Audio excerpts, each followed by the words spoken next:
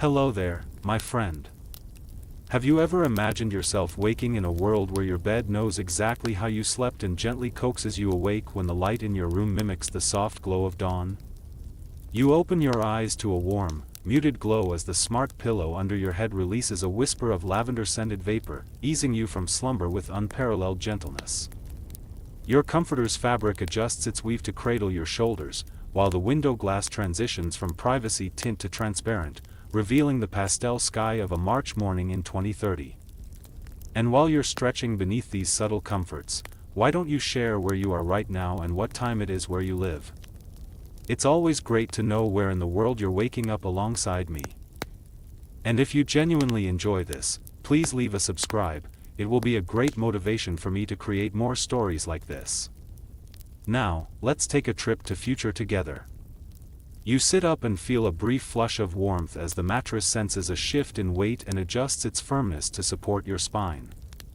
You inhale, noticing the faint trace of chamomile drifting from the pillow's embedded diffuser. As you swing your legs over the side of the mattress, the floor beneath your feet illuminates soft amber pathways, guiding you toward the edge of your bed and the start of your day.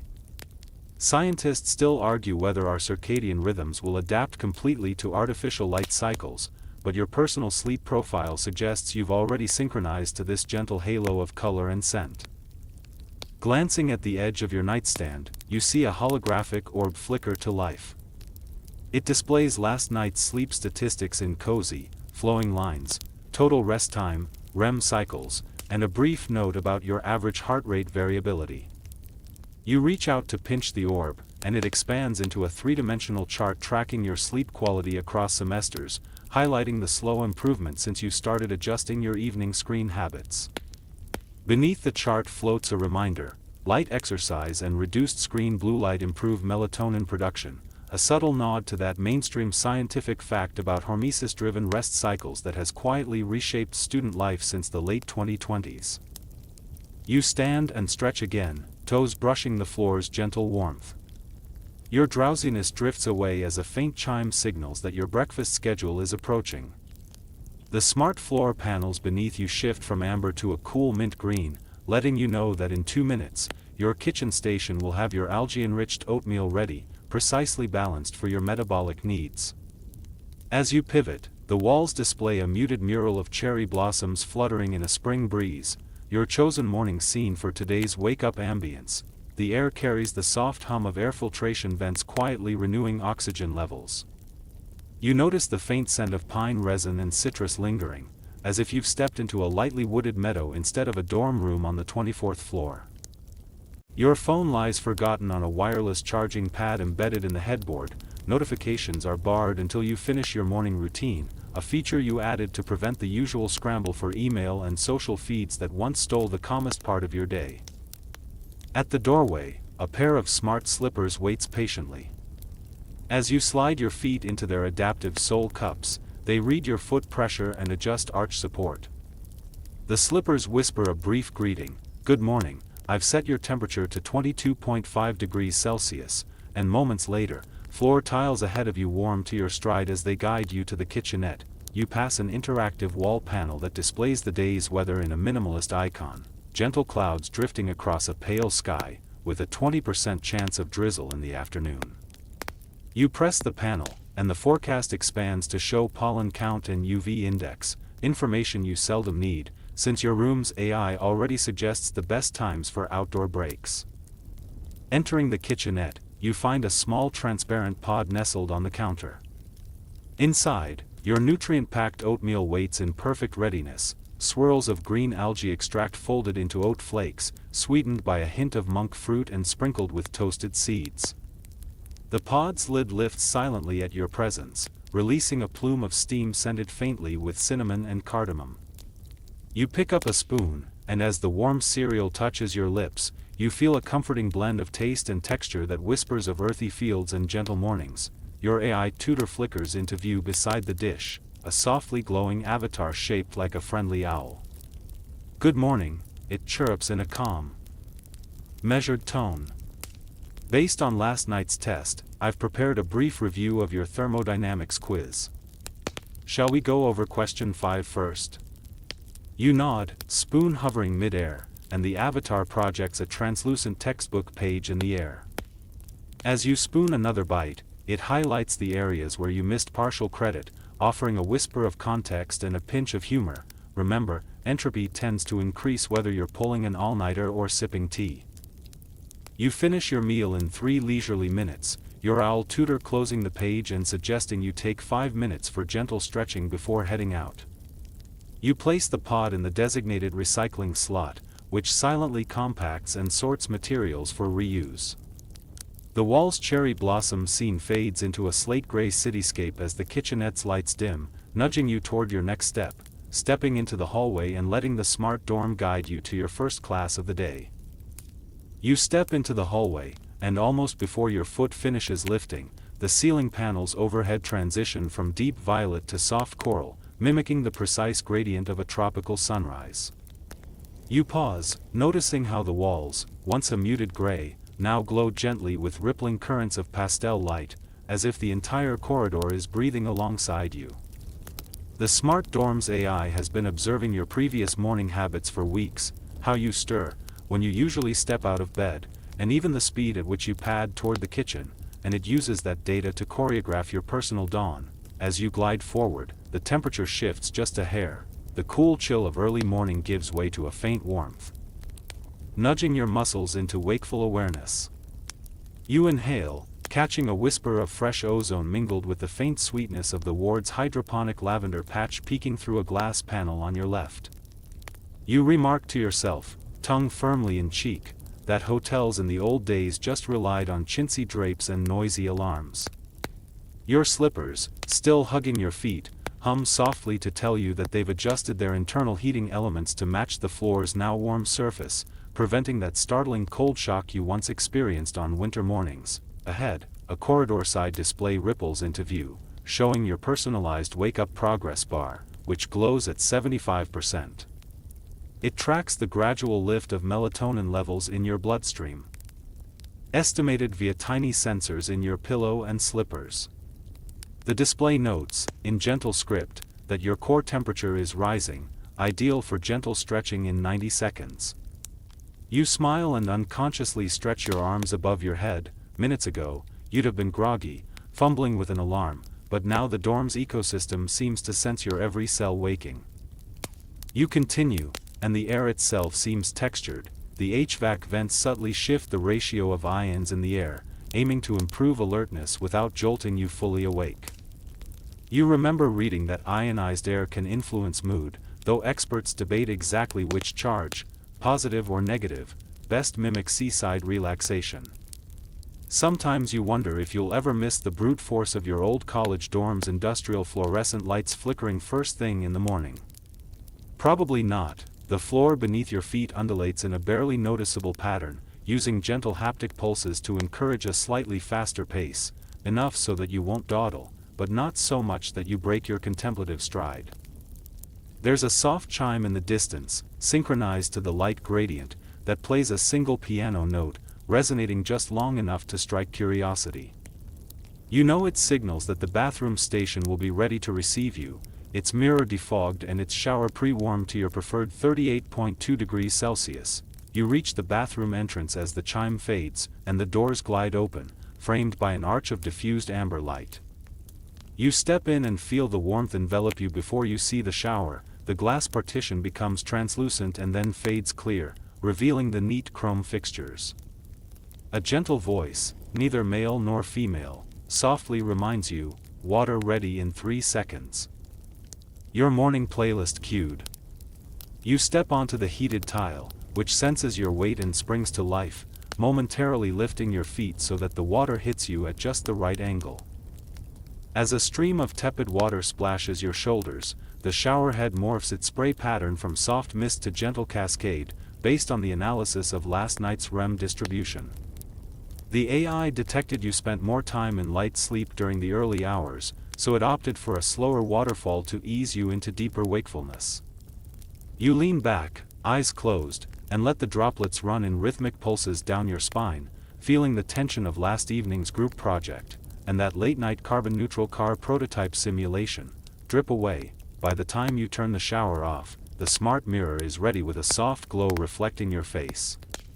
It displays a brief summary, weather forecast, class schedule, and a friendly prompt: consider wearing something breathable today, possible light drizzle by noon.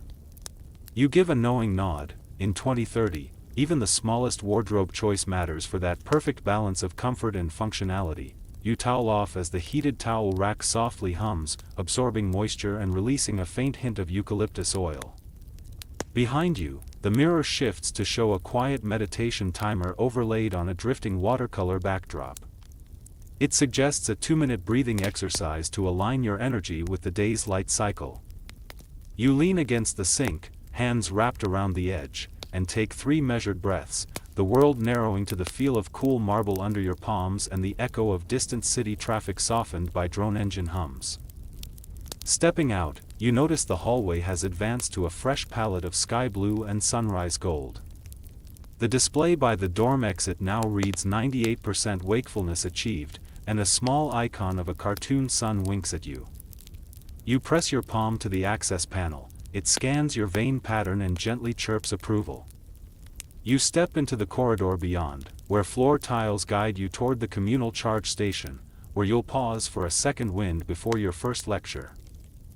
You have to admit, there's a peculiar comfort in a system that anticipates your needs so precisely. No more jolting alarms, no more stiff slippers, no more guesswork about whether you're truly awake.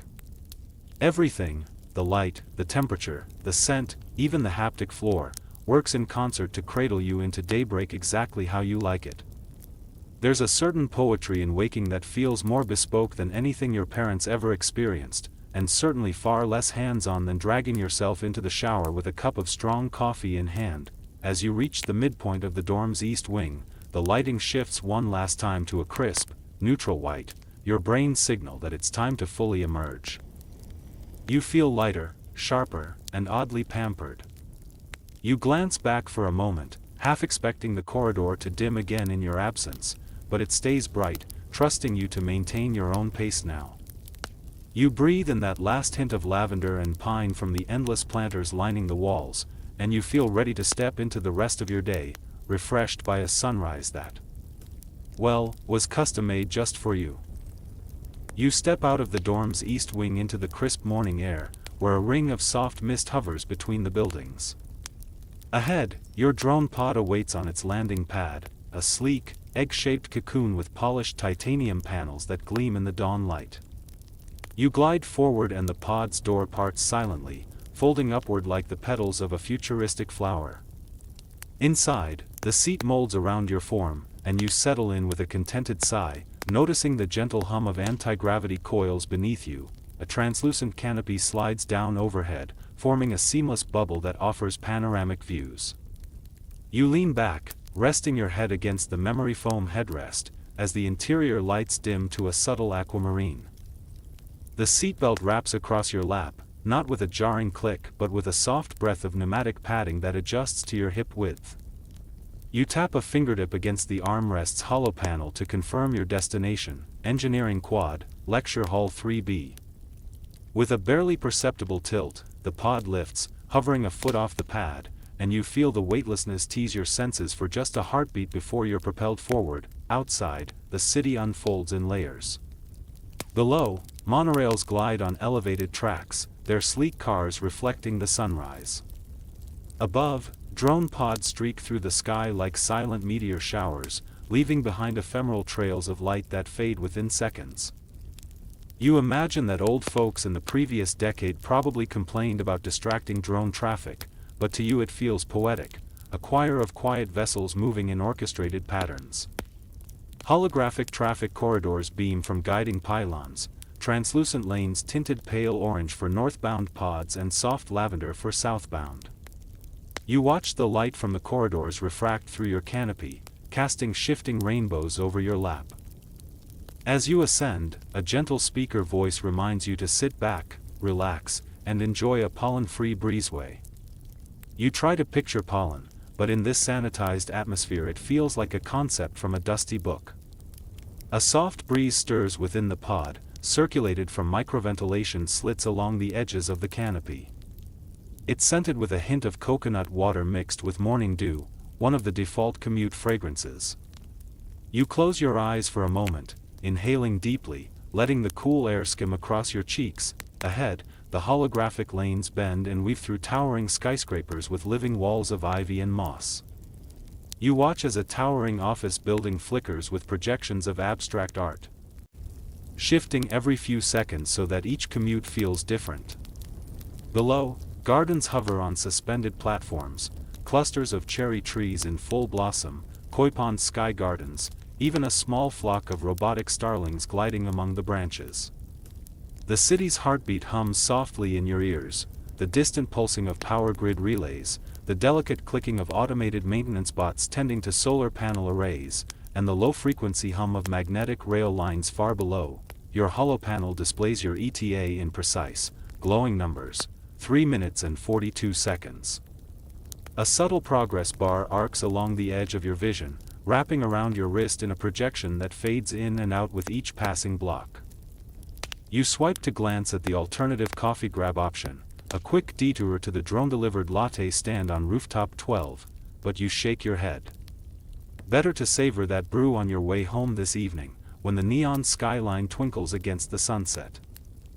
The pod drifts into a designated express corridor between two gleaming towers. The walls of that virtual lane shimmer with dynamic art, rippling water patterns that make your pod feel as though you're skimming across a glassy pond. You press your palm to the armrest's biometric sensor, and the pod's AI projects a tiny green waveform, your calm state index, which sits comfortably in the optimal range for focused attention.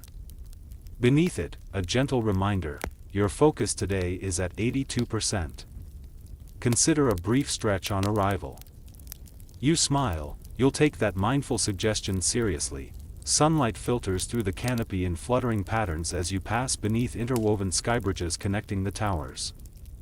Pedestrians stroll on the transparent glass pathways, waving down at you as if you're a bird cruising by. You wave back, fingers tracing the canopy's lens as though you could touch the bridge below. You imagine how surreal it must look from their vantage, a smooth, white half-sphere cruising along unseen rails high above the streets. A soft chime draws your attention back to the hollow panel, where a new notification appears. Your wakeful playlist ends in 30 seconds. Transitioning to focused study mode. The ambient soundtrack shifts seamlessly from gentle harp arpeggios to subtle binaural beats designed to prime neurotransmitters for concentration. You tilt your head side to side, letting the vibrations ripple through your skull in that pleasant tingling that signals brain gears engaged.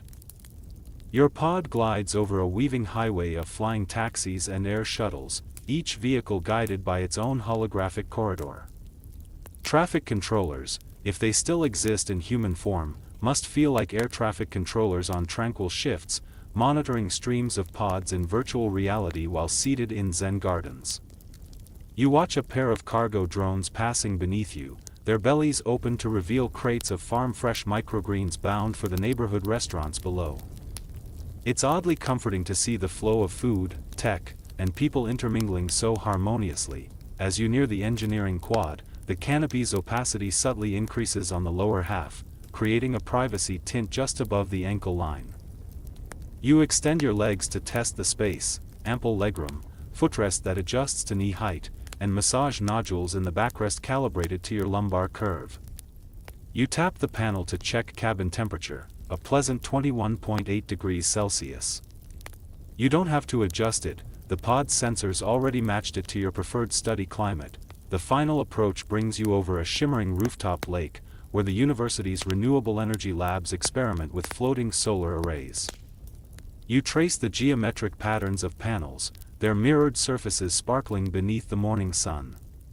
Below, a flock of robotic herons circles lazily, sensors dipped into the cool water, sampling for algae bloom levels. The moment feels suspended in time, you drifting above technological marvels that hum with purpose, and you, secure, calm, almost weightless, gliding toward your day. With a subtle tilt, the pod lowers onto the landing pad outside Lecture Hall 3B. The hum fades, the canopy retracts, and the door slides open, inviting you to step out. Your feet touch the pad, and you feel once again the gentle warmth of the flooring guiding you toward the classroom entrance. You pause, breathing deeply, savoring the final echo of air currents around you. Then, with a satisfied nod, you push through the hall's doors, carrying with you the serene embrace of a commute that feels less like travel and more like a gentle lullaby across the sky.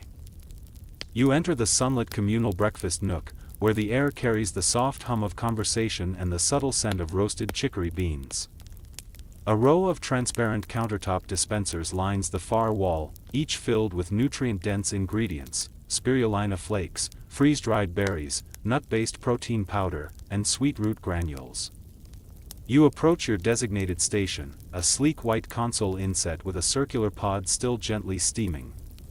As you reach out, the lid slides open silently, revealing your algae-infused oatmeal topped with toasted sunflower seeds and a swirl of fermented berry compote. Each spoonful promises a precise balance of protein, fiber, and omega-3s, ideal fuel for your morning focus. A soft flicker in the air beside your bowl heralds the arrival of your AI tutor, whose avatar today takes the form of a small, bespectacled fox perched on a cushion of amber light. "Good morning," it says in a polite, slightly musical voice. "I noticed you improved your problem-solving speed by 7% yesterday, well done. Would you like to review the fluid dynamics module before you head to class?" You nod, spoon poised, and the fox waves a fluffy tail that ripples like silk.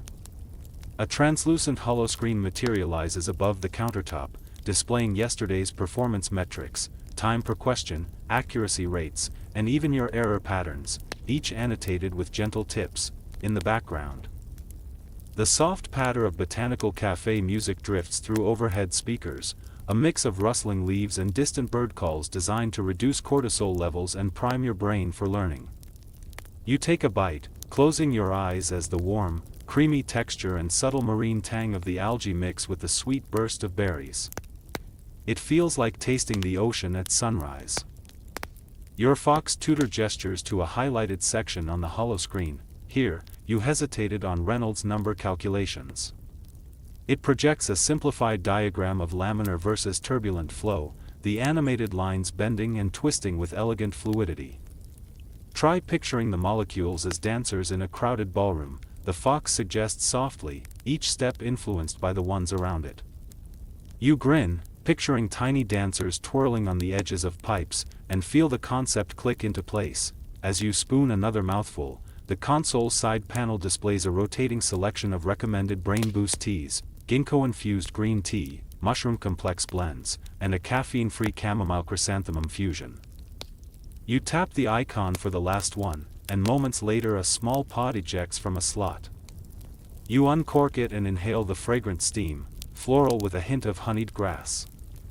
You set the cup beside your oatmeal, and the fox tips its otherwise imaginary hat in approval. Suddenly, the holoscreen flickers to a brief pop-up, reminder, 11:30 a.m. wellness break, Council Oak Garden meditation. It's easy to forget these tiny appointments when you're absorbed in data, but your tutor calmly reminds you that mental rest boosts retention by up to 30%. You smile at the mainstream scientific fact woven seamlessly into your meal. No need for clunky citations here. You finish the last spoonful of oatmeal, savoring the nutty crunch of seeds and lingering vegetal notes. The fox avatar folds itself into a neat cube of light and reappears on the console's docking pad. "Would you like a brief recap of today's agenda?" it asks, its amber eyes blinking. You gesture with your free hand, and the table surface ripples to display your schedule: fluid dynamics lecture at 9:15, group project call at 11, and a guest seminar on biomimetic materials at 2. Each entry is accompanied by a tiny icon, a beaker for lab work, a globe for international calls, a leaf for the eco-focused seminar. You take a slow sip of your tea, feeling the chamomile ease any lingering tension from yesterday's late-night coding session. The fox tutor notes your relaxation index rising as you drink, and it pauses before speaking again. Since you have a free slot before lunch, you might explore today's feature in the digital archive, early 21st century student journals. They offer fascinating insight into pre-AI study habits. You raise an eyebrow. True, your ancestors probably scribbled notes by hand in dusty notebooks. The thought strikes you as quaintly amusing. As you set your cup down, the console's surface illuminates a soft dusk mode, pastel purples and blues wash over the edges, signaling that the breakfast phase is ending. You slide the empty bowl into the recycler beneath the counter. It hums and sorts the biodegradable materials with a gentle clunk. The floor lights beneath your feet shift from comforting lavender to a focused teal, guiding you toward the exit. You stand, and the Fox tutor floats beside you. Ready to head to class? It asks. You nod, and it projects a closing message on the screen. Remember, fluid flow is just the choreography of particles. Dance with them, and they'll lead you. You chuckle and give a small bow to your tutor, which it returns with a polite nod before dissolving into no more than a wisp of glowing particles, with a final glance at the humming dispensers. Now resetting for the next wave of students, you step into the adjoining corridor. The aroma of pine and citrus picking up from the hydroponic planters greets you again, and the temperature adjusts to a crisp 22 degrees Celsius, perfect for a brisk walk to your lecture. You feel nourished, informed, and gently amused by the charming fox that guided you through the morning's review. As you round the corner, the corridor's lighting transitions to pale gold, signaling the shift from breakfast to scholarly focus, and you stride on, ready to absorb the world, one particle at a time. You step through the tall archway of Lecture Hall 3B and feel the floor beneath your feet shift from solid ceramic tile to the cobblestone texture of a Florentine piazza. The moment you cross the threshold, the lights dim and the air cools. You inhale the faint tang of wet stone warmed by midday sun. Around you, 360 degrees holographic columns rise in off-white marble streaked with gold, and frescoed ceilings bloom overhead with vibrant saints and angels that seem to flutter their painted wings. The scent of orange blossoms drifts on a breeze that never quite feels artificial, carefully calibrated to evoke the courtyard gardens of a 16th-century palazzo. You find your usual seat, third row from the front. Center, and settle into the cushioned pew, whose backrest molds to your spine. A gentle warmth radiates from beneath the seat, mimicking the sunlit warmth of open-air benches. As you sit, the lectern at the front pulses with a soft glow, and Professor Delgado's holographic avatar materializes beside it, his familiar tweed jacket and wireframe glasses pixelated into crisp clarity. He welcomes you in a calm baritone, "Buongiorno, class." A murmur of agreement rustles through the hall as other students appear as semi-transparent figures, each avatar personalized with subtle quirks: Emma's bright yellow scarf, Tarek's leather satchel, May's black-rimmed spectacles. A faint holographic ripple hums through the space, drawing your eyes to the walls where panels slide open to reveal 3D projections of Florentine landmarks: the Duomo's red-tiled dome, the Bargello's ornate entrance, and the Arno's gentle currents reflecting the fading light. You reach out to touch the projected water and feel a cool, mist-like tactile feedback on your fingertips. Your brain settles into focused calm, a reminder that your cortisol levels remain within the optimal study zone. Your wrist display glows emerald. Professor Delgado begins the lesson. Today, we explore the interplay of patronage and artistic innovation during the Medici era. As he speaks, an interactive timeline unfurls along the crenellated walls.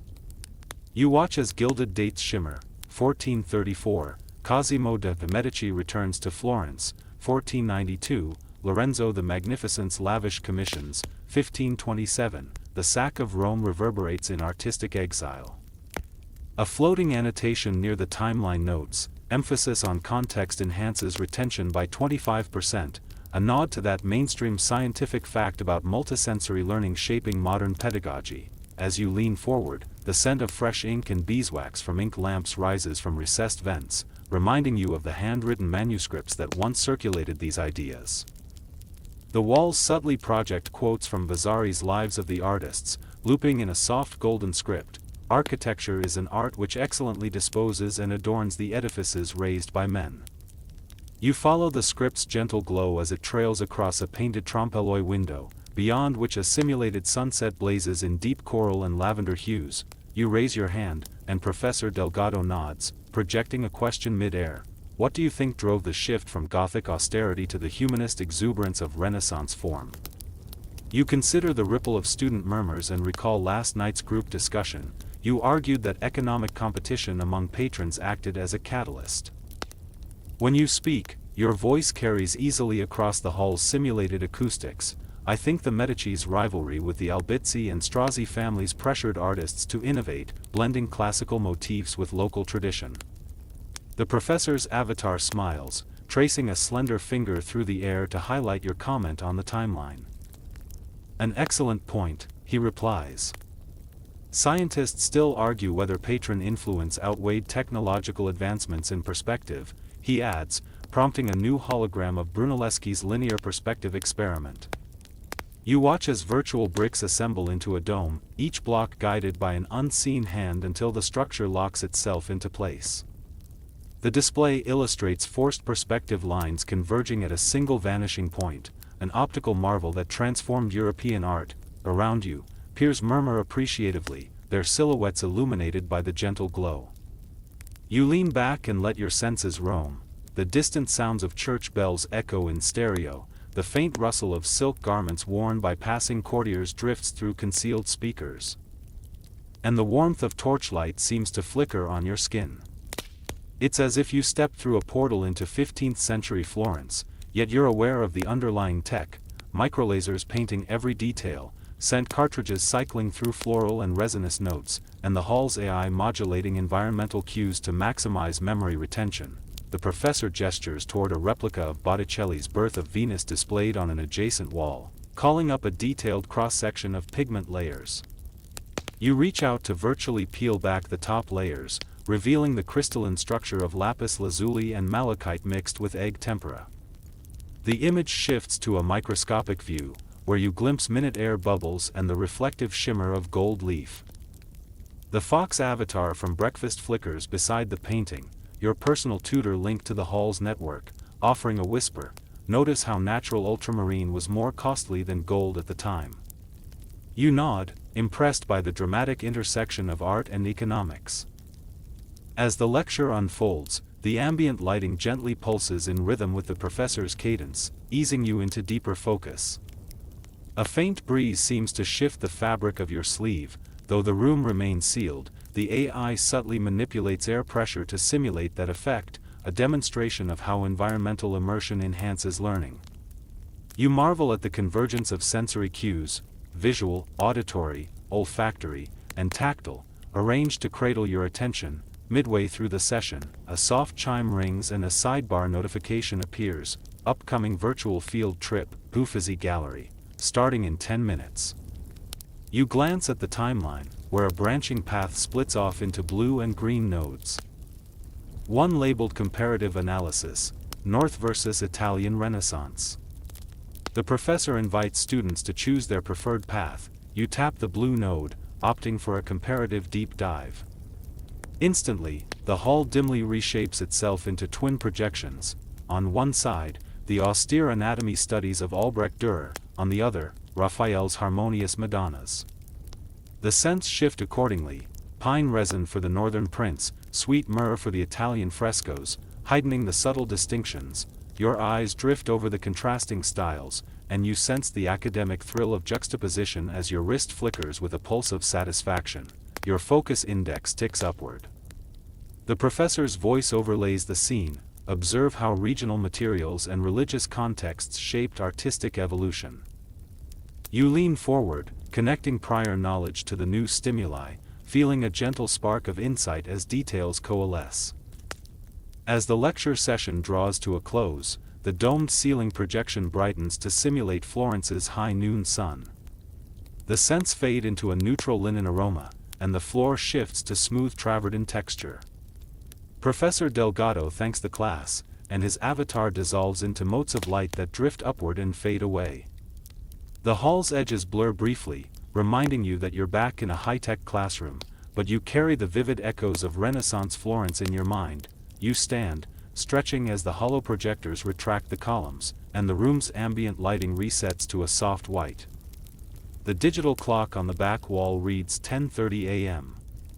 You feel rich with new impressions, architectural lines, pigment chemistry, and the textures of marble under warm sun.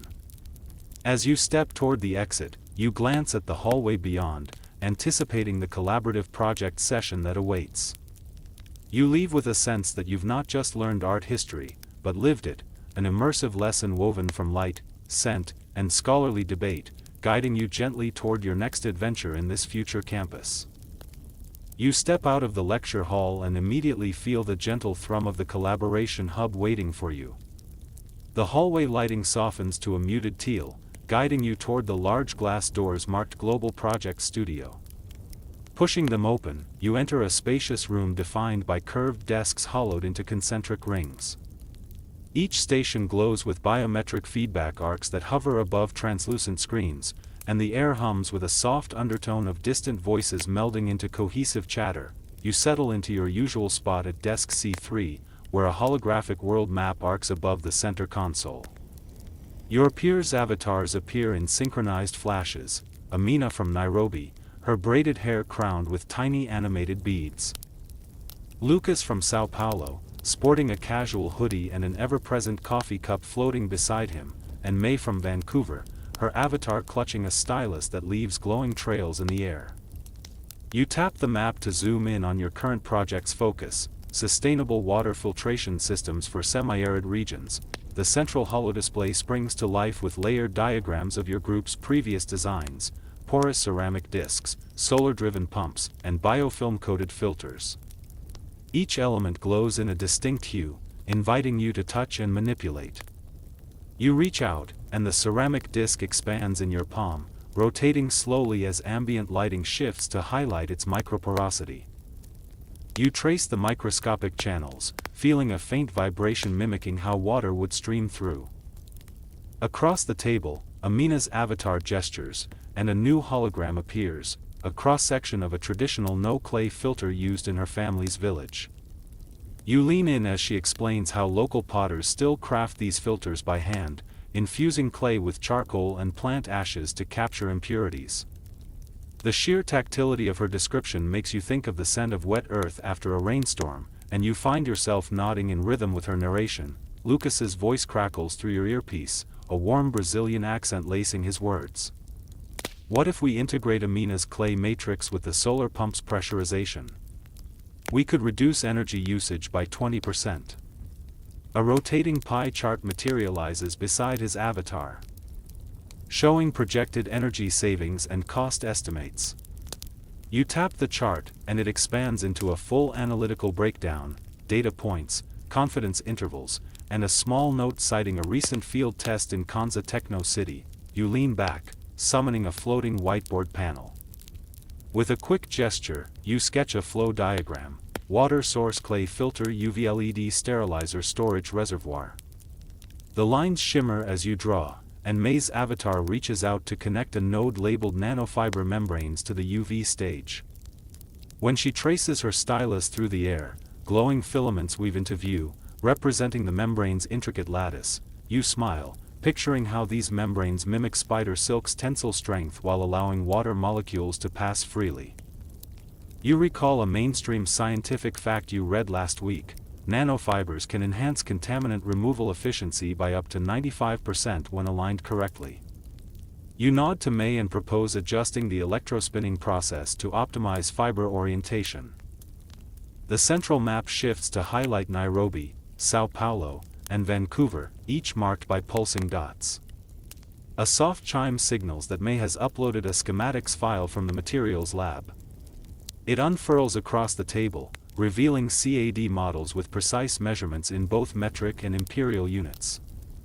You pinch to zoom into a section showing fiber diameter consistency, then tap a comment bubble to ask about tensile strength under variable humidity. While everyone deliberates, you notice the studio's environmental controls adapt. The air's humidity inches upward to simulate an arid test environment for your design, and the lighting turns a soft amber reminiscent of late afternoon sun. You inhale and imagine the dry heat of a Kenyan savanna, mentally testing how the membranes might respond under stress. You appreciate how the space subtly transforms to immerse you in relevant conditions: Amina recommends sourcing local biomass waste, coffee husks from Nairobi's trading post, to fuel the solar pump's thermal storage unit. You draw an arrow from the husk icon to the pump's thermal coil in the diagram, and the connection glows green. Lucas taps that glowing link, and a side pane suggestion springs up: consider pyrolysis to convert husks into biochar, which could also serve as a secondary filtration medium. You lean in, intrigued by the dual-purpose design. Meanwhile, your wrist display buzzes with a friendly ping. Your collaborative focus score stands at 89%, a composite metric tracking engagement. Idea variety, and clarity of proposals. You smile, feeling quietly proud of the synergy humming through the hub. Behind you, large windows overlook the campus's vertical gardens, and you catch a glimpse of students harvesting hydroponic greens 2 floors below, tethered to planting drones. You gesture toward the map and suggest scheduling an on-site field test during Nairobi's dry season, projecting a timeline arc across the globe that spans the next 3 months. The holodisk lights up segments for design, prototyping, testing, and analysis. Each phase pulses in turn, and you drag the playhead forward to land on the pilot trial in October. As you release, the timeline locks in place, and a confirmation prompt emerges: share with team? You tap yes, and the timeline anchors itself on each member's schedule. Lucas then activates a sentiment overlay, coloring each proposed element by confidence level: emerald for high, amber for moderate, scarlet for uncertain. You see that the UV LED stage is scarlet. And you clear your throat. Let's add a subnode for expected biofilm growth rates. We need to factor that into maintenance schedules. He nods, and the scarlet fades to amber once you link a new data branch labeled biofilm kinetics. As the session winds down, the studio's projection subtly transitions to a soft gradient of pastel hues, signaling the collaborative phase's end. A round ding resonates, and your AI tutor's Fox avatar drifts into view on the console's edge. It chirps, "Great session, consider a short mindfulness pause to consolidate ideas." You stretch your fingers through the air and dismiss the avatar with a gentle wave. You lean back in your chair, running a hand through your hair and savoring the quiet accomplishment. The hub's walls dim to a low glow while the open windows softly project the distant laughter of students in the quad. You stand, feeling the slight pull of gravity adjust as you prepare to move on, carrying the quiet buzz of global teamwork in your mind. The floor's haptic feedback eases you toward the exit, and you step out into the corridor, ready for your next moment of mindful retreat. You exit the Global Project studio and find yourself back in the corridor, where the lighting shifts to a muted jade green, guiding you toward the mindful retreat pods. A soft chime beckons you to your scheduled midday break. As you approach the pod's entrance, the doors part like gentle curtains, revealing a cocoon-shaped capsule lined with living moss and warm birch wood. You step inside, and the outer shell closes silently behind you, cocooning you in hushed serenity. The interior lights dim to a pale rose and the air is scented with bamboo and fresh rain, an aroma engineered to lower cortisol by just a few %. The pod's curved walls display drifting, high-resolution projections of a lush Japanese garden, cherry blossoms fluttering gently in a breeze. Koi gliding through clear water beneath a moonlit sky, and lanterns glowing softly along a stone path. You settle onto the mossy floor cushion, kneeling with your feet tucked beneath you, and take a moment to inhale the tranquil scene. Your earbuds sit at knee level, united by a soft vine of braided fabric. You slip them in, and the gentle voice of the guided meditation instructor begins. Notice the stillness of the pond water. Each ripple begins with a single thought: observe it without judgment. The ambient soundtrack layers distant wind chimes with the subtle trickle of a bamboo fountain. You close your eyes and let the composite sounds wash over you, feeling the pulse of calm in your chest. As you breathe in, your chest expands like the petals of a lotus, and you imagine letting tension drift from your shoulders as petals on a stream. You follow the instructor's cadence: 2 counts in, 4 counts hold, 6 counts out, and in each exhale, you picture all mental clutter dissolving into the misty images projected around you. A soft touch against your wrist reveals your wearable gently tracking your heart rate variability, and you notice it climbing steadily into the optimal restorative zone. Your focus drifts to the floating lanterns in the projection, each one bobbing on an imagined current.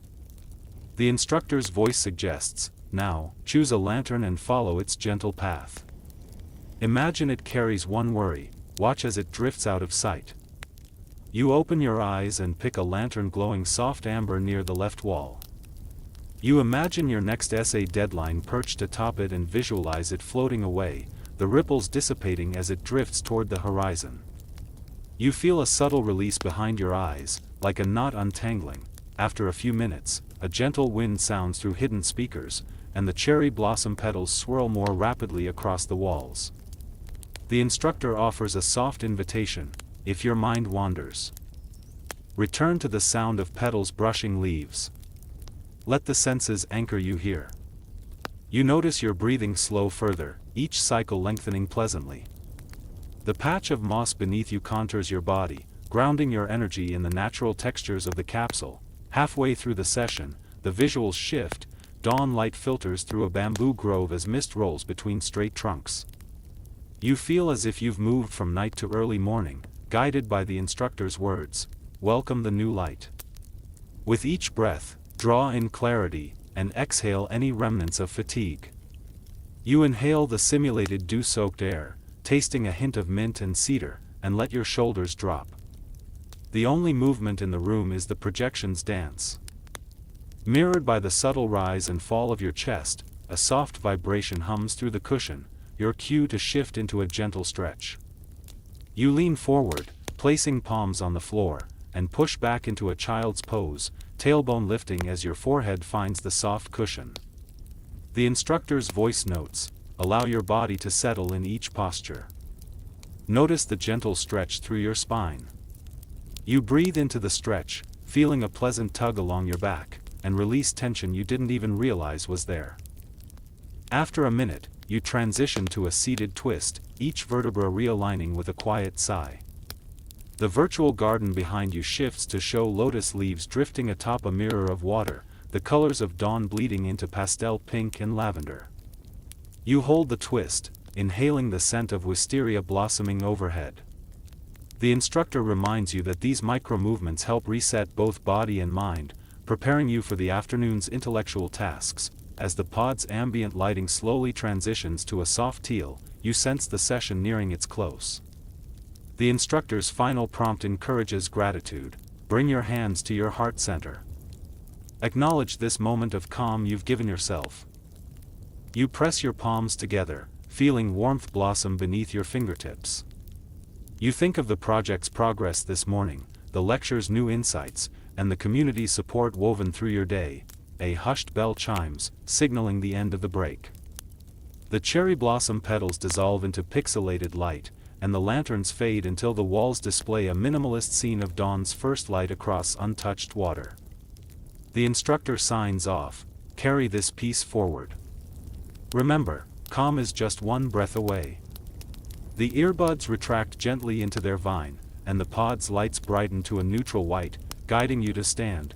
You rise, feeling notably lighter, as if you've exchanged the weight of midday stress for the airy hush of pre-dawn. Your wearable buzzes softly, a summary of your session: heart rate variability improvement, deep breathing consistency, and an overall serenity score of 91%. A small flourish of digital petals marks the achievement. You step toward the pod's exit, and the shell parts gracefully, returning you to the corridor's jade glow.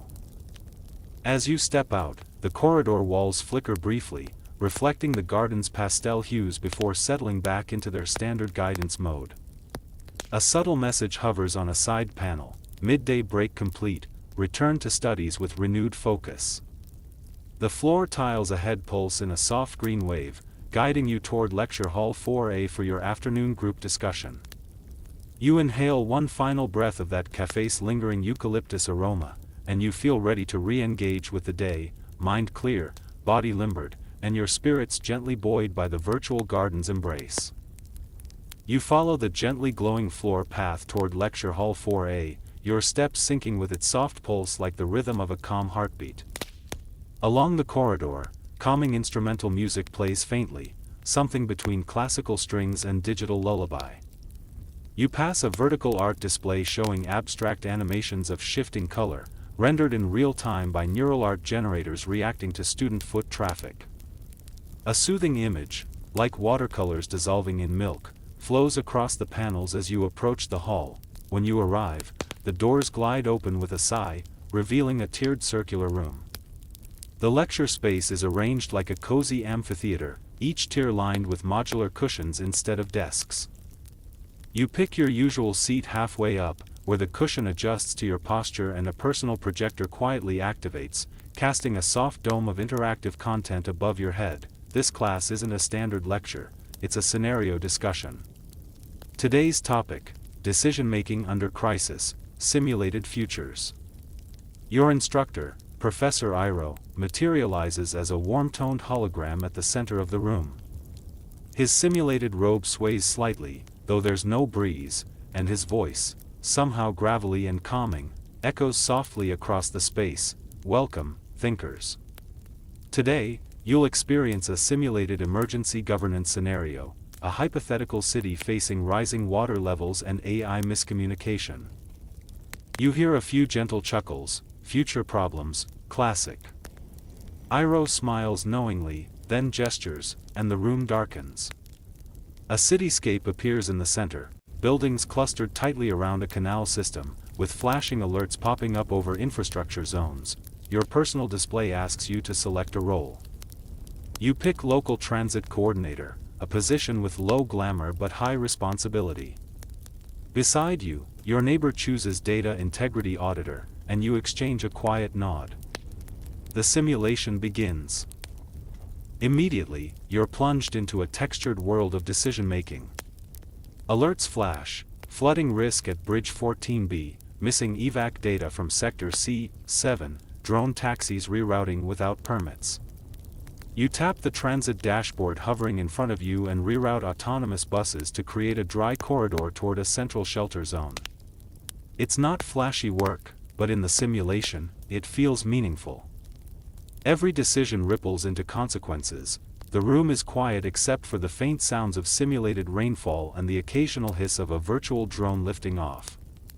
You collaborate silently with your simulated team. An AI named Zia offers suggestions in a soft tone. If you deactivate bridge sensors in Zone 6, rerouting becomes faster, but accuracy drops. You consider the trade-off and choose a delayed reroute with more stable information. Your cushion vibrates subtly, a signal that your choice is being logged for group discussion. You glance around. Everyone's domes glow with activity, mini storms of data and color. One student frowns, fingers dancing through a flowchart. Another murmurs a command to her AI aide. Professor Iro walks among you like a digital ghost, observing with faint approval. The simulation continues. The scene shifts to a town hall briefing. Virtual citizens crowd into view. They want explanations.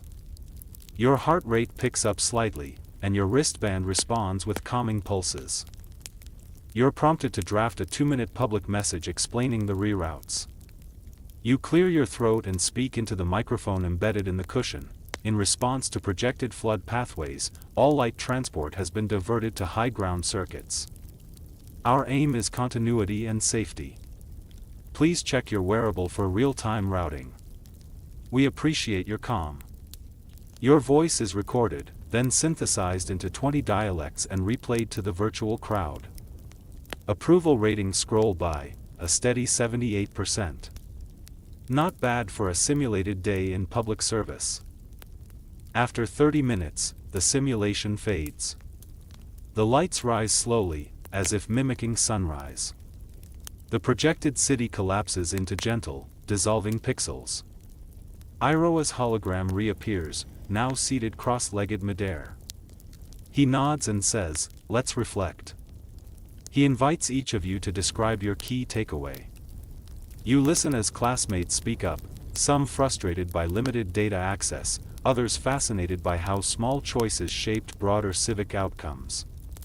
Your neighbor, the data integrity auditor, mentions how their AI flagged your transit choices as not optimal but deeply human, and you grin at the odd compliment. When it's your turn, you speak slowly. Even simulated empathy matters. The routing wasn't just about speed, it was about helping people feel they weren't forgotten. Iro tilts his head, eyes closing briefly. A thoughtful answer. Perhaps the most human decisions aren't about precision, but resonance.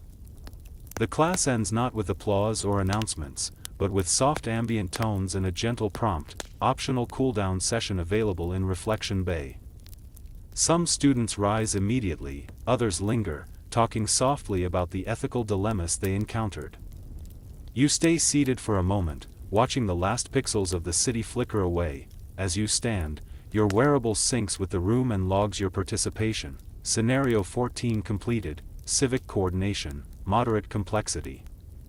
Emotional regulation, stable. Risk management, balanced. Reflective thought, high. A tiny laurel icon glows beside the entry, a whimsical symbol of academic progress in this brave new schoolscape. You exit the lecture hall into a corridor washed in mellow amber light, a gentle signal that it's now low-energy hour. Your next session doesn't begin for another 45 minutes, and you've earned a little unscheduled time. You consider your options: a slow walk through the sensory garden, a tea session in the aroma commons, or maybe you'll drift into the Reflection Bay after all. Let your thoughts simmer in that quiet waterlit space. You walk slowly, unhurried, letting the corridor guide you forward. It feels nice, you think, not being rushed, not being constantly told to be more, do more, know more. Just you and the flow of your future student life, walking softly between simulations and sensations, problems and pauses. You follow the softly pulsing amber path through the learning wing, past the tea plant wall and a vertical kinetic sculpture that turns lazily with each student passing by. You make your way toward the Reflection Bay, an open, tranquil lounge space designed for unstructured mental drift, where silence isn't required, but always seems to happen naturally. As you enter, the room feels like a cross between a salt cave, a digital art gallery, and the inside of a deep exhale. The walls are transparent in parts, revealing a vertical garden of moonvine and softly bioluminescent lichens. Above, slow-moving projections of tide patterns flicker in grays and blues across a domed ceiling that adjusts its tempo based on collective heart rate readings in the room. It's all incredibly gentle. You pick an empty recliner that subtly molds to the contours of your body and settle in. A low, almost imperceptible hum fills the space, white noise blended with an ancient melody from a forgotten culture. A small hovering screen floats into your periphery, labeled Free Thought Prompt. You blink to accept. The prompt appears, scrawled in loose handwriting. What will your future self remember about this year? You close your eyes. You picture yourself, older, maybe wiser, possibly with better posture, smiling faintly at a memory from this very afternoon. The virtual garden. The oddly calming civic emergency. The moment your AI assistant pretended to mispronounce your name just to make you laugh during group chat. It's funny how small details stick. The recliner tilts slightly as if to encourage a deeper dive into thought. You let your mind drift, untethered. There's no narration, no voice trying to guide you. Just ambient thoughts and a feeling of being held in the moment. The sound of breath, not your own, but collective and slow, seems to swirl gently across the room like invisible wind. Minutes pass, or maybe more. Time here is like jelly. At some point, a holographic koi fish swims slowly through the air beside your chair. It doesn't say anything, of course, it's just part of the environment. But you can't help but imagine it asking, do you remember what you cared about before you cared about doing everything right? As you watch the koi, your wearable buzzes once, gently. It's not an alert. Just a soft prompt: you've been here for 27 minutes. Would you like to schedule a conversation? You nod, barely moving. A menu appears with a list of campus conversational AI hosts. Today's suggestion is Eden, the anthropological storyteller. You choose voice-only mode and wait. After a moment, a warm, quiet voice begins, "Hello, friend. Would you like a story or a question?" You say, "A question." Eden pauses, always thoughtfully, and then asks, "What would it mean to be wise, if you weren't trying to be right?" You don't respond immediately. The question hangs in the air, like fog refusing to lift. Eventually, you whisper something like, "It would mean letting go more often." Eden hums gently, like a lullaby forgotten on purpose. Letting go is underrated. Most futures arrive without permission. "Shall I keep you company while you think?" You nod again, and Eden simply stays. No more questions, just presence. This is the part of your day when no one expects performance, conclusions, or productivity. Just a gentle meander through your own layered thoughts. Outside the transparent wall, the garden lights dim subtly as clouds roll in, simulated, of course. A soft drizzle pattern begins to streak across the curved glass, though not a drop of real rain falls. The simulated storm is simply there to be beautiful, to mark time, to tell your body it's okay to slow down. After a while, the recliner returns to its upright position with a gentle sigh. A message appears, "Your next session begins in 10 minutes. Shall we walk you there?" You stand, feeling remarkably refreshed for someone who just spent 40 minutes doing absolutely nothing useful. The corridor lights gently brighten and shift to a shade of dusty blue. Eden's voice lingers one last time, "Keep wondering," quietly. The best ideas arrive when you're not listening for footsteps. You step back into the hallway, your mind softer around the edges, your shoulders loose, your heart rate down. The day is still full of scheduled moments, but somehow this unscheduled one feels the most essential. It was the part without a goal, the pause between notes that gave the melody its shape. You walk toward your next class, but slower now. You stop to admire the paper lantern swaying over the walkway, solar-powered, but styled like something from 18th century Kyoto. You pass by a junior student doing Tai Chi in a silent rhythm. Someone plays a bamboo flute softly under a tree that's been genetically tuned to bloom in calming patterns throughout the day. You smile. This future may be full of pressure, algorithms, and global deadlines, but it also knows how to make space for silence. Ahead lies your media languages seminar, a favorite class because it's never quite the same twice. Some days you decode emoji dialects in isolated online communities. Other days you read 400-year-old handwritten recipes from colonial monks and trace the way cinnamon changed the meaning of sweetness across cultures. Today's session, if you recall correctly, involves something about memory-encoded textiles. Whatever that means.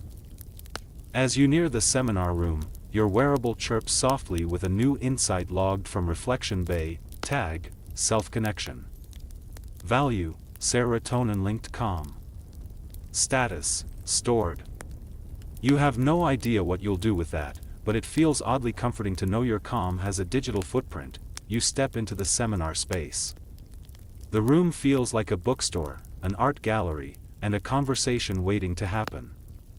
This, you think, is the future's answer to burnout, not avoidance, but presence. Not speed, but balance. Not silence, but thoughtful quiet. The Media Languages seminar room is warmly lit, with woven tapestries draped along one wall, printed not with ancient symbols or traditional patterns, but with flowing QR shapes and subtle holographic threads. If you squint just slightly, the textile pulses with soft waves of animated imagery, tiny loops of memory, each a story stored in fabric. It's not exactly magic, but it feels like it.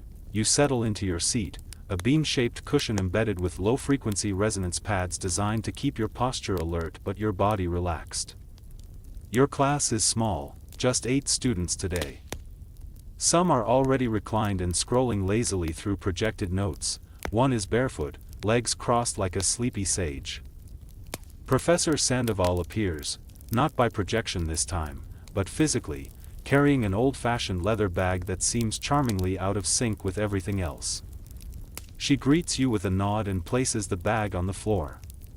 Then, with a grin, she lifts out today's centerpiece, a square of fabric, not much larger than a hand towel. It's deep indigo, lined with near-invisible thread. She holds it up like a relic. This, she says, is a memory textile. Woven in 2026, encoded with a lifetime of audio snippets, weather data, and heartbeat rhythms. We're going to read it. She places the fabric into the central scanner. A projection appears above the table, a swirl of images, voice recordings, and tactile simulations. You hear snippets of someone's life, gentle and ordinary. Footsteps in sand. Laughter at a party. A brief argument about boiling rice. The heartbeat of someone watching fireworks. The sound of scissors cutting hair. The class is silent. The simulation isn't dramatic or emotional, it's just real. Real and slow. Like sipping soup in a dream. Professor Sandoval asks the room, what is language, really, if not repetition wrapped in rhythm? Someone beside you murmurs something about pattern and trust. You offer a quiet thought of your own. It feels like being inside someone else's quiet. She nods, eyes crinkling. Exactly.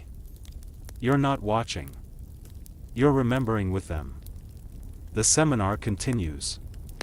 Each student chooses one thread from the projection, a moment, a sound, a tone, and follows it. You pick a snippet labeled, 9:14 a.m. window open birdsong neighbor humming. You close your eyes, and you're there. A slow breeze. Distant warbling. The low hum of someone making coffee or maybe feeding a cat. You let your mind wander. The memory isn't yours, but it might as well be.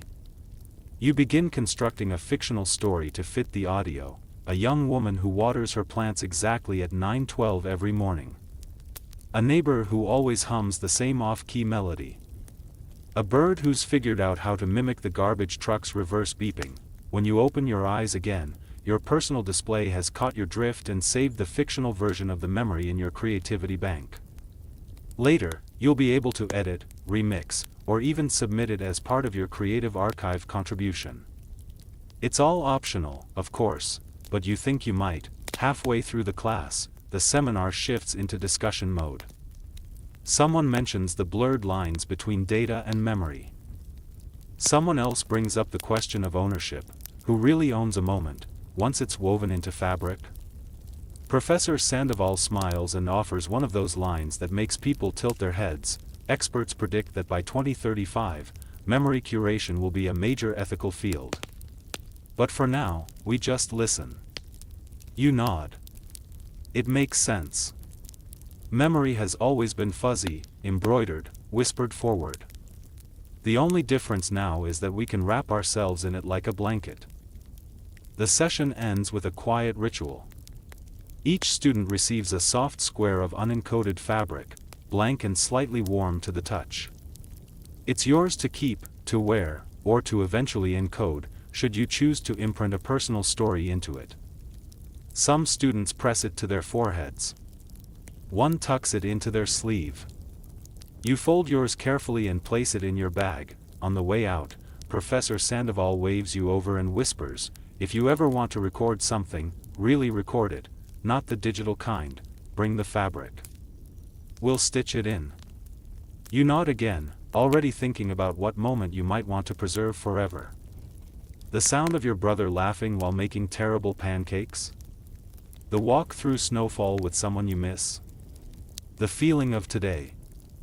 Maybe, quiet, unremarkable, gently layered like pages in a book no one rushes to finish, you step into the corridor again. Outside, the sky has shifted tones. It's not a real sky, but the atrium's dome projects a dynamic weather simulation that syncs with global patterns. Right now, it's mimicking a mid-afternoon in Iceland. Pale sun. Wispy clouds. The occasional seabird cry. You check your schedule. One more block left in the day, Collaborative Inquiry Lab. No grades, no lectures, just quiet projects in shared spaces. You walk slowly, fingers brushing along the moss wall to your left. The day's been strange in its gentleness. No dramatic learning curves, no emotional breakthroughs. Just soft layers of meaning, like sand settling in water, as you pass a group of first-year students practicing silent sign language gestures in a circle. You smile faintly. You don't know what they're saying, but the rhythm is beautiful. Like language without words. Like memory without pressure, like your future unfolding, one slow and steady breath at a time. The Collaborative Inquiry Lab is tucked into a quiet wing of the campus, intentionally hidden behind a thicket of rustling bamboo and soft-voiced water features that mumble rather than splash. You arrive to find the doors already wide open, as if the building itself had been waiting for you. Inside, the temperature is just slightly cooler than outside, the light is diffused through screens made from recycled oyster shells, and the silence is full of potential. There are no assigned seats here. No timed activities. No deliverables. Just possibilities, suggestions, and a gentle culture of creation. You stroll past workstations that hum with quiet intent, students in various stages of tinkering. Building, layering, wondering. In one corner, a pair of students is assembling a tactile poem using magnetic sand, motion sensors, and scent diffusers. Every time someone walks past, the poem shifts, sometimes rearranging into a new sentence, sometimes just exhaling a different smell. Somewhere else, two classmates are projecting soft waves of music into puddles of programmable liquid glass. You watch as colors ripple outward with every note. The whole place feels like a sanctuary for half-formed thoughts. You choose a bench by a window overlooking the quiet botanic courtyard, though it's not really a window, more like a high-resolution illusion layered over a real wall. Still. It feels open, which is enough. A console beside you asks if you'd like to retrieve your ongoing inquiry thread. You nod. The interface hums and displays the project you last worked on, the emotional texture of forgotten holidays. You'd forgotten about that one. Apparently, you'd been gathering data on defunct national holidays from around the world, celebrations that had lost their purpose, fallen out of fashion, or been absorbed by something shinier. You'd been trying to decode what made them emotionally rich. Not their politics. Not their rituals. But their textures. You skim your old notes, some of them scribbled in that half-sarcastic tone you use when you're both fascinated and gently mocking yourself. Notes like, Dutch Onion Day, somehow both sacred and deeply soggy. Argentina's Day of the Warm Wind, not hot wind. Not cool. Warm. There's a difference. We should bring back that Pacific Island festival where everyone hugs trees for 48 hours. Pure serotonin. You chuckle to yourself. That one still holds up. The system offers a prompt. Would you like to continue with emotional texture mapping or pivot to a linked concept? You blink yes to texture mapping. The console emits a barely audible chime, approval, like an old friend saying, "Good choice. Your task today isn't to finish anything. Instead, it's to deepen a moment." The system pulls up an obscure celebration from the 2030s, short-lived, barely documented, called the Hour of Soft Things. A single global event launched during a climate stress summit in 2032, designed to help people reconnect with comfort after crisis. Participants were instructed to gather the softest object they could find, a favorite sweater, a childhood stuffed animal, a velvet pillow, a loved one's hand, and simply sit with it. Quietly. Together. Around the world, data logs show millions did it. Then the world moved on. You sit back. What made that hour feel significant? Was it the silence? The tactility? The collective stillness? You begin sketching. Not with pens, though those are available, but with light. A touch-responsive light board lets you drag wavelengths across a floating canvas, creating mood swells that shift with your thoughts. You pull warm hues toward the center, soft oranges and dusty pinks, like worn coral or the inside of an apricot.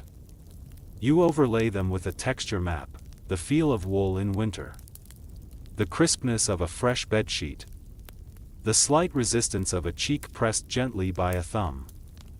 Someone passes behind you and hums in approval, but doesn't interrupt. This is how inquiry works here. Not with correction, but curiosity. Not with speed, but with texture. The emotional kind, time, as usual, flows strangely in this lab. You're not sure how long you've been immersed in your soft-hour research. But eventually, the light board dims slightly, a gentle nudge that it's nearing your daily recharge window, a campus-wide protocol that reminds students to take a true pause every few hours. You stretch, roll your neck slowly, and save your project. A final note appears as you log off, memory tagged with calm curiosity. Suggested revisit, rainy day, low social pressure. You smile at that. The system knows you well. Before leaving, you pause at the exit wall, where students can anonymously pin short reflections. Some are printed, some scrawled by hand, others animated in slow, gentle loops. You find one that reads, "Today I learned that tenderness can be documented." That's terrifying, and kind of beautiful, you nod. That's going in your mental pocket for later. The hallway outside has darkened slightly, not because the sun is setting, this part of the campus simulates perpetual afternoon, but because it's the quiet cycle now. Lights are dimmed, sounds are hushed, and even the corridor bots glide more slowly. It's like the building itself is asking everyone to lower their volume. You take the long way back to your pod residence. Not because you're tired, exactly, but because the route passes through a garden of rusted tech, a small sculpture park of obsolete devices, tangled cords, analog radios, forgotten routers, a rotary phone gently weeping mist every hour on the hour. Someone has pinned a note to the side of the phone, for when you miss the sound of someone dialing just to hear your voice. You linger there for a moment, half expecting the phone to ring. It doesn't. Of course it doesn't. But the waiting feels oddly nice. You finally reach your building, the entrance framed by wisteria vines that bloom all year, thanks to the gene-tweaking efforts of an overambitious student biologist who later became a poet. You step inside and head for your pod, the door opening with a sleepy sigh. The light inside is soft. The air smells faintly of tea leaves and cedar. Your AI has already queued up a wind-down sequence, temperature dropping 1 degree every 10 minutes, playlist selected from your barely awake folder, screen gently dimming to grayscale. It's almost time to sleep, but not quite yet. Before you drift into your nightly rest cycle, you have one last thing to do, a small ritual that's become oddly important. You settle onto your sleep bench, which is more like a cocoon than a bed, padded with shape-shifting foam that remembers exactly where you like your knees to land and how much weight your head prefers. The console in your pod pings softly, as if it, too, is getting drowsy. You lean in and select Night Archive. This is your space for logging whatever thought, dream, or stray observation you feel like bottling before sleep. It's not graded. Not stored forever unless you want it to be. Just a place where you can whisper to the future. Tonight, you type, "Today smelled like orange peel and sounded like someone remembering a song."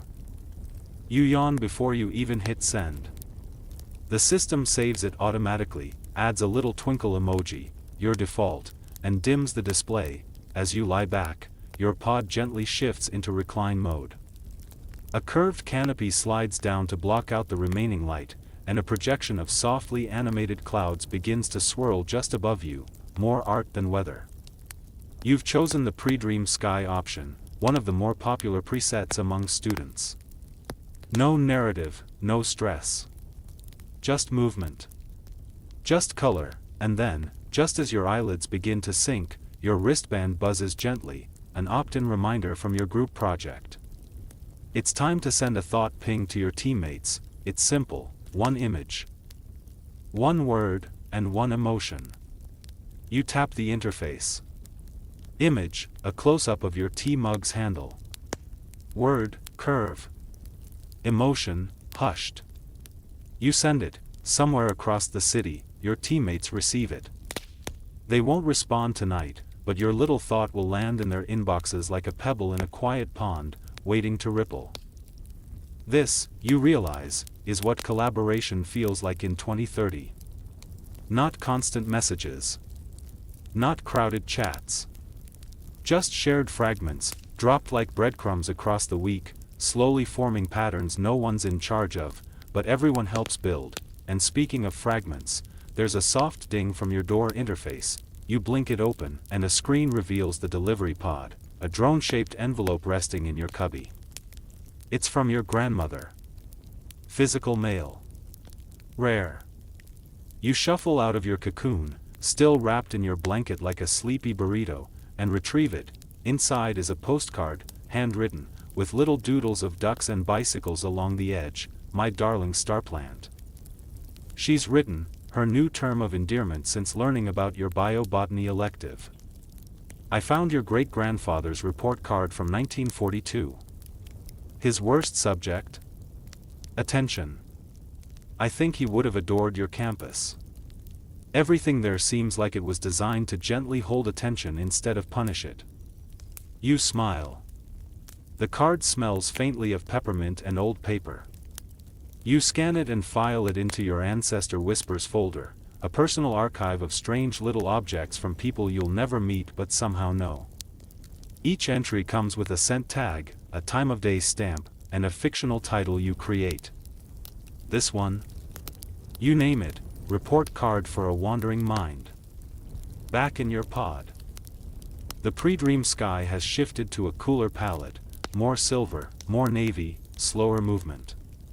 You lay down again, and your pod senses your posture and syncs your breath with a low pulsing in the walls. Not mechanical. Not rhythmic. Just present. Like sleeping beside something alive, but patient, and that's when it hits you. Tomorrow is clean slate day. It's not a holiday, not really. More of a campus tradition. Once a month, students are invited to delete something they no longer need. A thought, a grudge, a piece of code, a half-finished essay they've been dragging like a broken sled. You're not obligated. But most people participate. You lie there wondering what you'll delete this time. Maybe that idea you had for a romance novel about sentient parking meters. You're still weirdly attached to that one. Maybe the draft letter to your former roommate that you've rewritten 6 times and never sent. Maybe just the quiet guilt of not doing yoga as much as you promised yourself last term. Whatever it is, it'll be gone by this time tomorrow. Archived for good, or softly released into the Letting Go database, which stores anonymous fragments for poetic recycling. Sleep hovers now, close and velvet. Your last thought before drifting off is not profound. It's not a revelation, it's simply, I hope someone somewhere is listening to wind chimes right now. And maybe they are. You wake up slowly, as you always do. No alarms. Just the pod gently warming your feet and releasing a near-silent breath of lavender into the air. The pre-dream sky projection has faded, replaced now by a soft, golden light that mimics early morning even though, technically, the sun outside hasn't risen yet. You stretch, toes curling into the responsive memory foam floor mat, and yawn so wide it feels like your jaw might dislocate.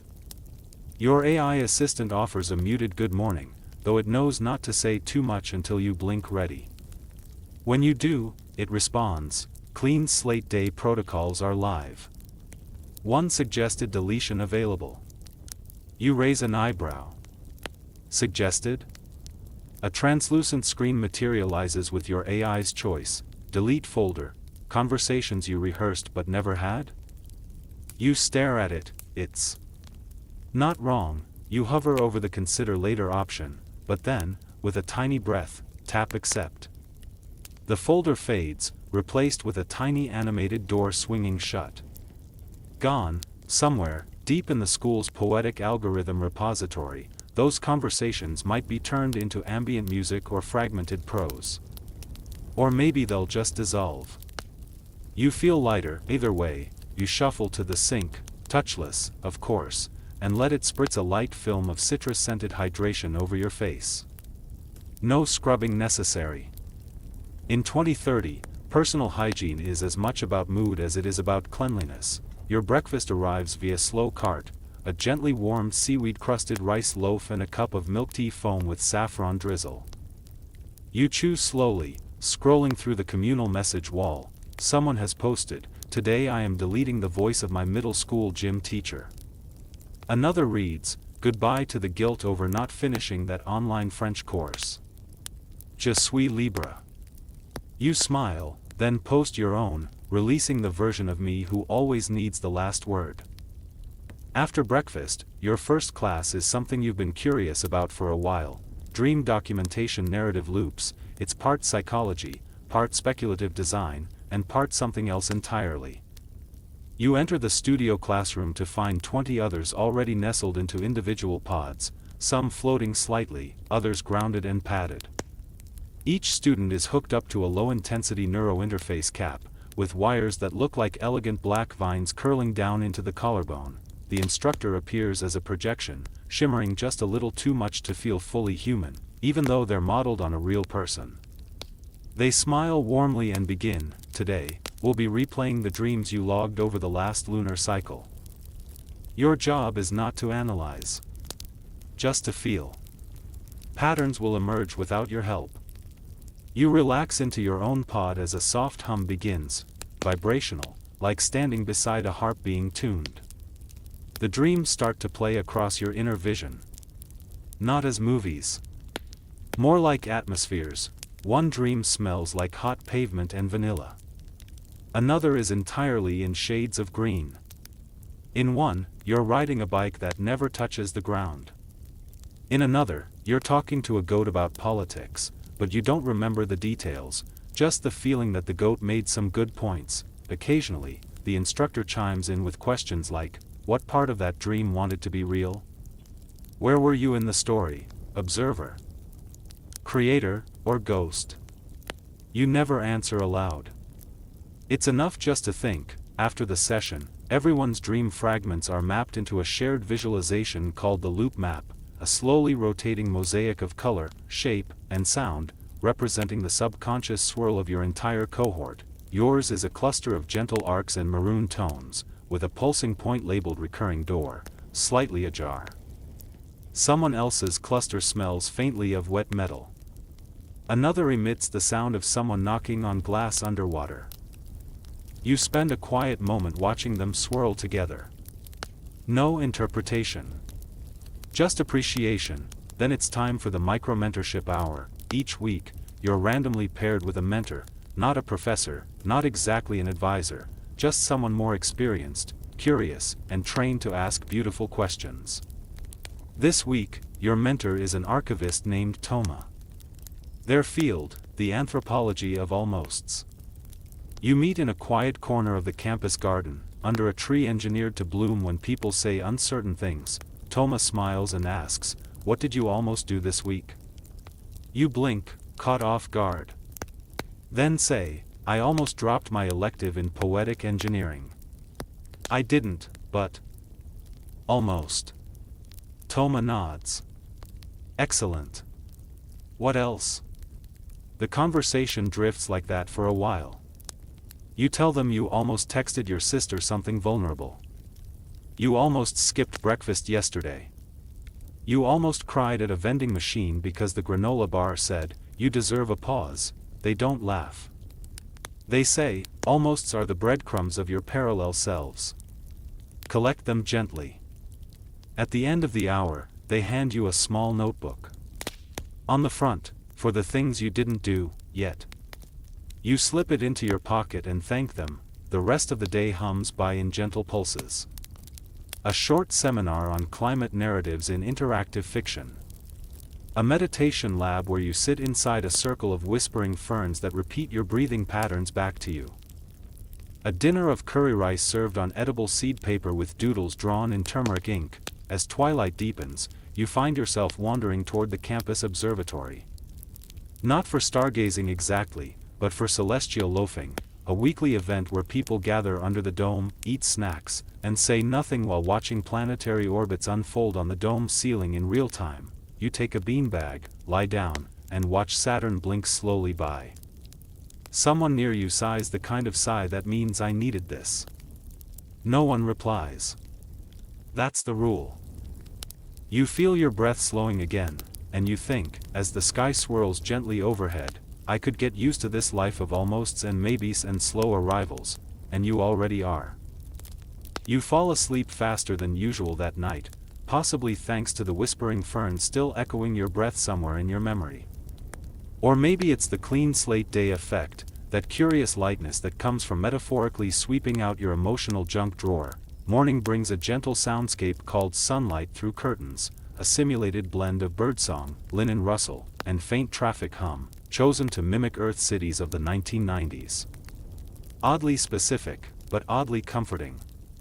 Your pod opens slowly, and you blink against the rising light, which today is set to spring in Kyoto because why not? You've got a field trip, sort of. Your class today is historical reconstruction through immersive scent, a course that promises to teach you how to time travel with your nose.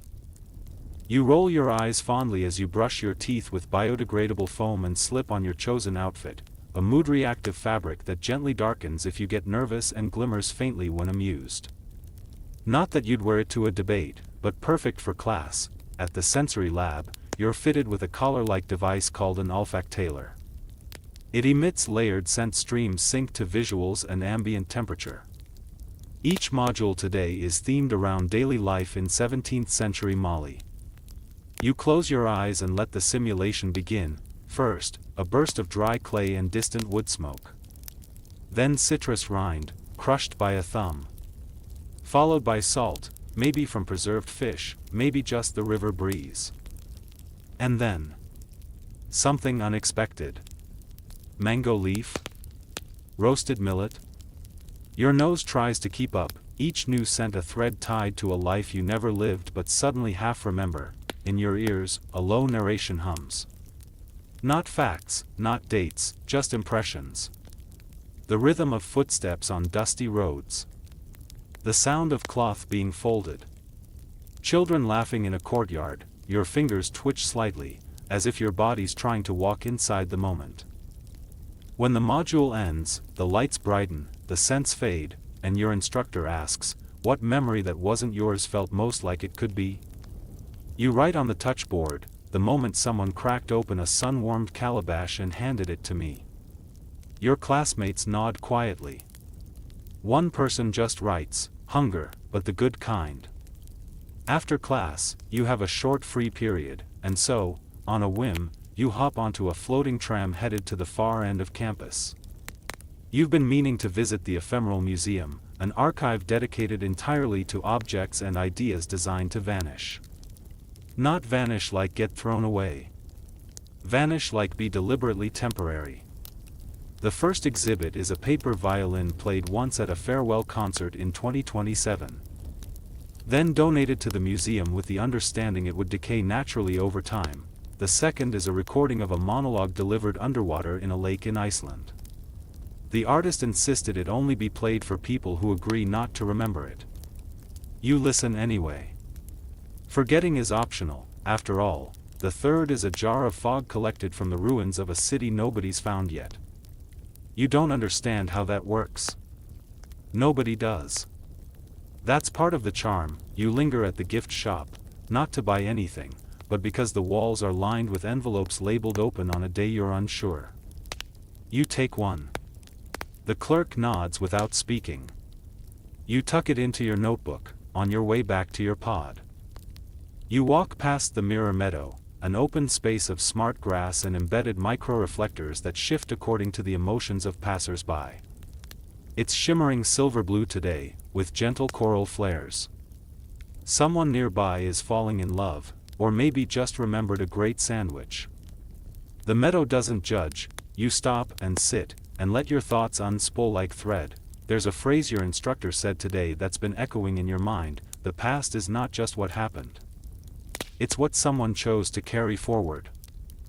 You think of your grandmother's postcard. Of the Ancestor Whispers folder. Of the smell of roasted millet and the feeling of being handed something warm, you wonder what you'll choose to carry forward. Maybe not anything big. Maybe just a word, maybe just, linger. You rise, feeling the weight of the day stretch and settle in your chest. You pass by the noodle cart on your way home, get a paper bowl filled with broth that smells like rain and cinnamon. You eat it slowly, watching the campus fade into evening, the sky streaked with glowing soft panels that mimic twilight in reverse, and as you finish, a message arrives. Not urgent. Just a flicker on your palm screen. It's from your sister, just 2 words, call soon. You smile, you will, maybe even tomorrow. You head back to your pod. Your steps are slower now. The good kind of tired. You press your palm to the entry pad, and the door sighs open like it's glad you're back. You awaken on the morning of graduation day not to alarms or chimes, but to the gentle cascade of dawn light simulated by your pod's canopy, soft pinks and lavenders spilling across the walls. Your heart flutters like the very petals you'll see in the ceremony. Today is the day you step beyond campus life into whatever comes next. You swing your legs out of the cocoon-shaped bed, and the floor warms in greeting, guiding you toward the dressing alcove. There, your wardrobe pod suggests VR ceremony attire, a tasteful ensemble of woven filaments that shimmer with subdued gold, just enough to catch the light without shouting. As you dress, the mirror's AI assistant offers a final well-being check, posture relaxed. Heart rate at an ideal 62 BPM, mood calibrated to anticipatory calm. You nod, brushing a stray hair behind your ear, and accept the recommendation. Stepping into the antechamber, you find your fellow graduates arranged in neat rows beneath an arched canopy of live white wisteria vines.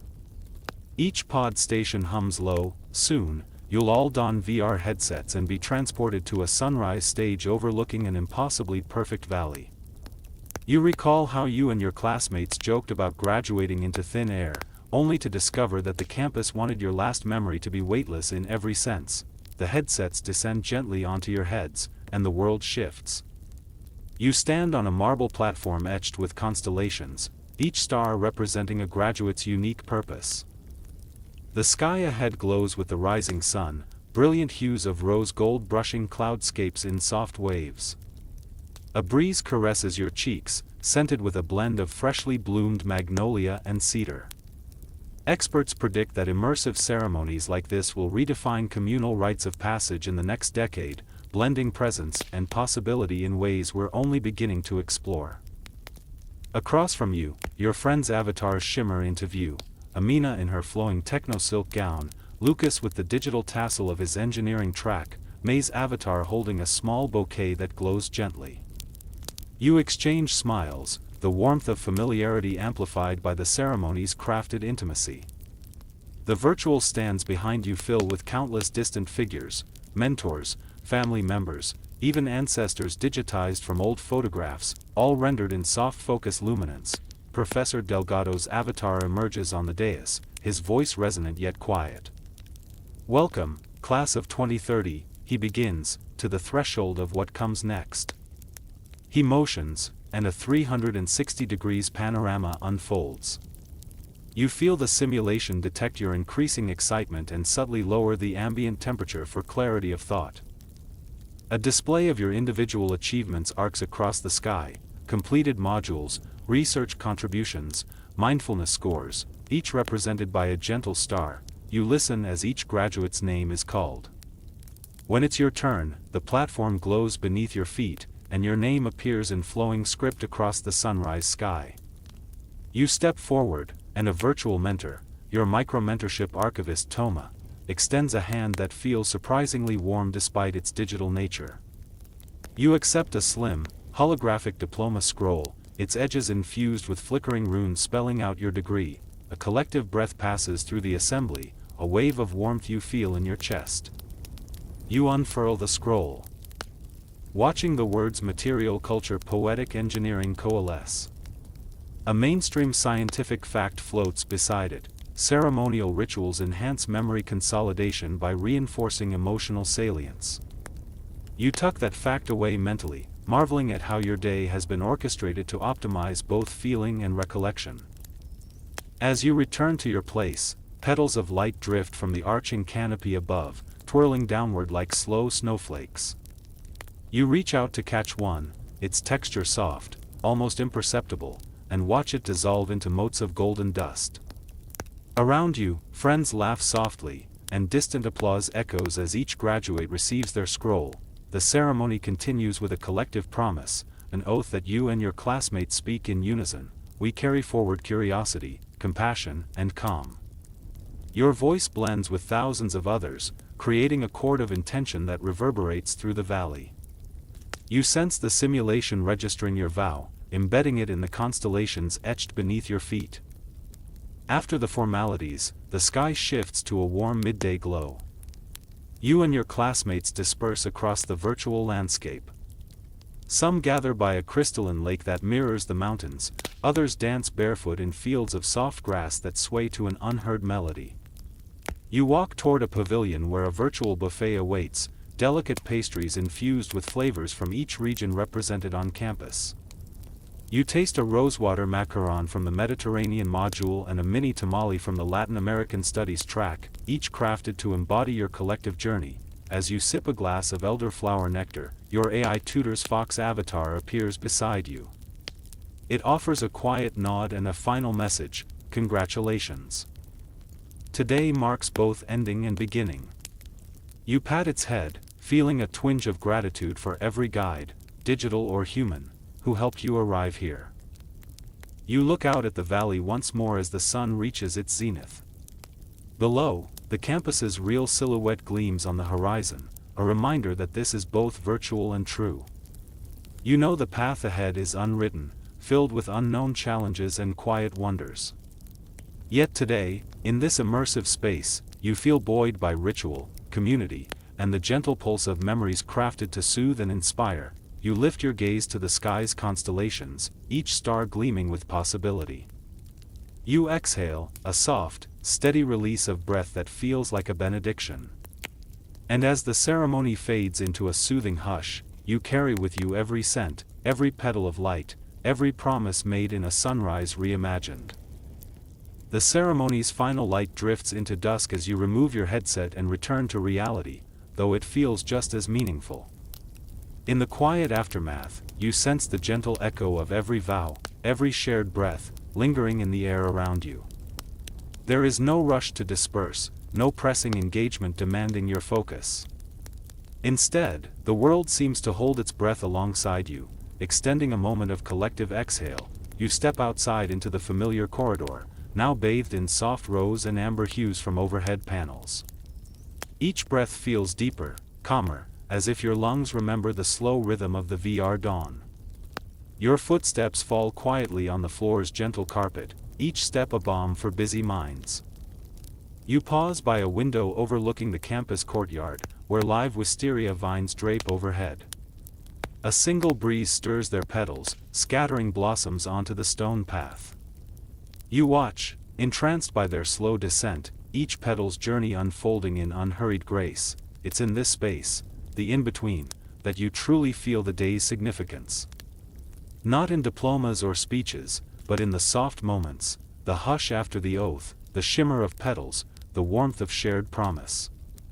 Calm settles around you like a familiar shawl, woven from every gentle fact, every whisper of hope you've encountered along the way. You inhale one last time, tasting traces of magnolia and cedar that linger in the corridor's filtered air. As your shoulders release tension you didn't know you'd been holding, you let your mind drift toward tomorrow, not with anxiety, but with quiet curiosity. Perhaps you'll savor leftover elderflower nectar, or revisit the reflection bay for one more moment of silence, but for now, you simply stand there, still, content, cradled by memory and possibility. The petals continue to fall, an invitation to linger, to breathe, to trust that this day, and every day ahead, unfolds at its own gentle pace.